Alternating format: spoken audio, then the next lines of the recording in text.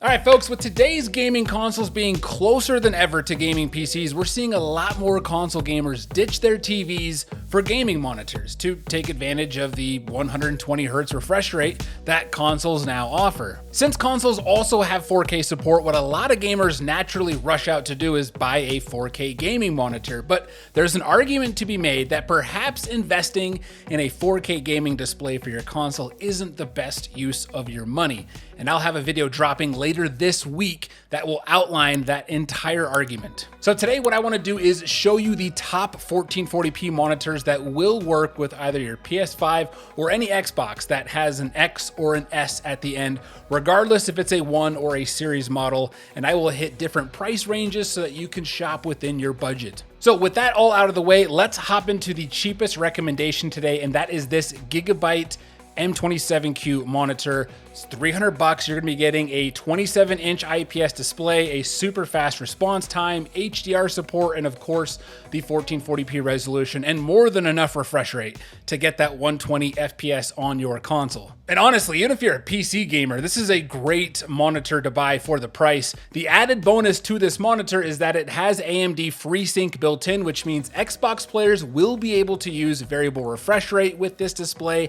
However, PS5 players unfortunately will not, and that is because, at least for now, the only way to use VRR on a PS5 is to have a display with an HDMI 2.1 input, and this is an HDMI 2.0 input. Now, a lot of PS5 players, at the end of the day, don't really care. You know, they're fine being locked into the max 120 frames per second, but I thought I would just make you aware of that. Now, if we kick the budget up to around $400, another great monitor for your console would be this 27-inch Ultragear display from LG. You're gonna notice that this monitor has a lot of similarities to the previous monitor, yet it's roughly $100 more. And what you're getting with this display versus the previous one, the big thing is it's got better motion handling with 120 Hertz signals or higher. So you're gonna see even less blur when gaming at those high frame rates on both consoles, and just like the previous monitor, there's no HDMI 2.1 input, so only Xbox players again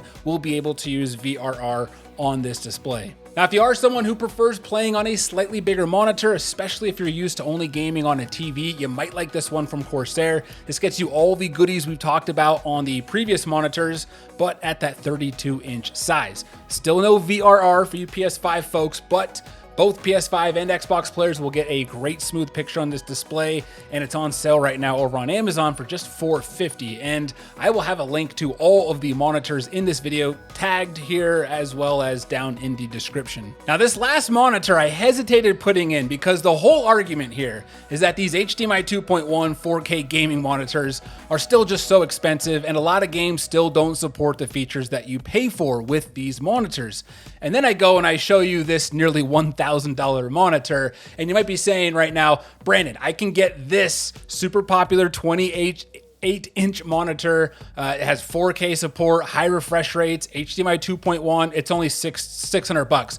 Why on earth would I spend nearly $400 more for a 1440p display? And that would be a very valid question. So let's see what we can get with this nearly $1,000 monitor. Now, we can see here it's a 27-inch display, 240 Hertz refresh rate, which is really nice for you PC players, but this list is for console players, so that's not really beneficial to you. It does have a crazy fast response time and input lag, and of course, it's a 1440p picture with HDR support. So why the bump in price? Well, first off, this is a 1440p display that uses an HDMI 2.1 input, which is big for you PS5 players because that means you finally get to use variable refresh rate.